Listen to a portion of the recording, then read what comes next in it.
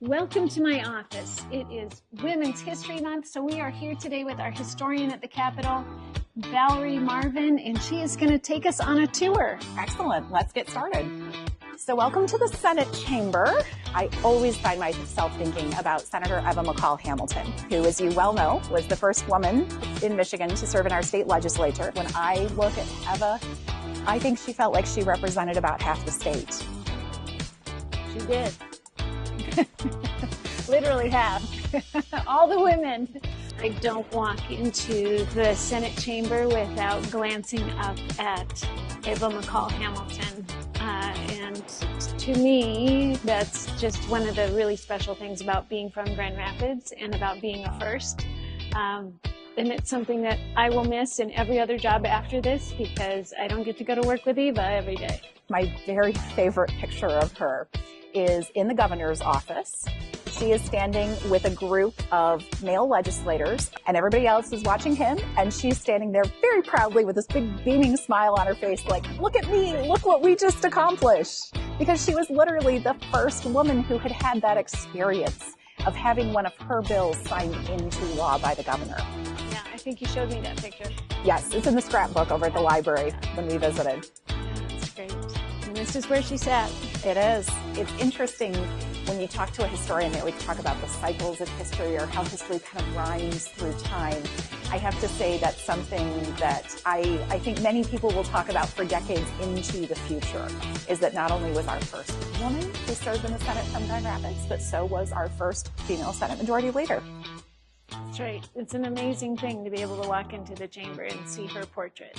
When you look at old state documents, when you look at state reports, yes, they were authored by men. Men were on the letterhead, if you will.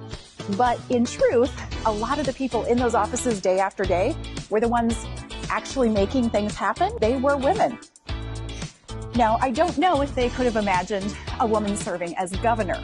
Of course, this is a much more recent accomplishment. Michigan voters elected former Attorney General Jennifer Granholm to serve as governor. And I remember how excited little girls would be when they realized there was a woman serving in the governor's office. And for some, they didn't know that until they saw her office. As a young adult, I remember when she was elected and thinking how important this is for all of us who care about our state and our community. Welcome to the old state library. This entire 3-level space was under the control of a woman named Harriet Tenney, who is my personal hero.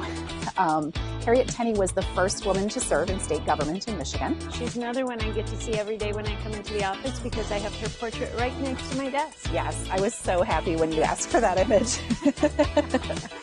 Yeah, that's a good one. And she's so proud. You can see how proud she is. Yes. Standing up straight. She's got this beautiful dress on. Yeah, it's pretty incredible. Yes. She knew her significance, and she was not afraid to celebrate it. When I come in the House, I often find myself also thinking about the women who've spoken in here through time. The Capitol used to host all kinds of big conventions and public speeches, and so Susan B. Anthony spoke in this room. Sojourner Truth came here. Imagine her there. Yeah. I mean, having sat right behind the rostrum. Oh, that's true.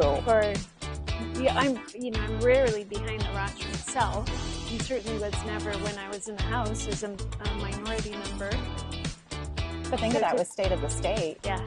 Yeah. So if you think about all the seats filled and her addressing the body. Over the years, this shifted from being a courtroom to being the home of the Senate Appropriations Committee. And of course, we have now had a couple women who've served as the chair of that committee. The first was Shirley Johnson, who was from Metro Detroit area, and then Senator Anthony. And you think about the work that she is doing now, these days, in this very space. It's a testimony to the impact that women continue to have, not only in the Capitol, but far beyond. Imagine a conversation between her and Sojourner Truth or Representative Brown or, it's pretty amazing to think about. It is. It is. I like to think they'd be very proud. Yeah, I am. Thanks for the tour. Oh, it's always my privilege. Of course, I love to tell stories about women who work in the Capitol.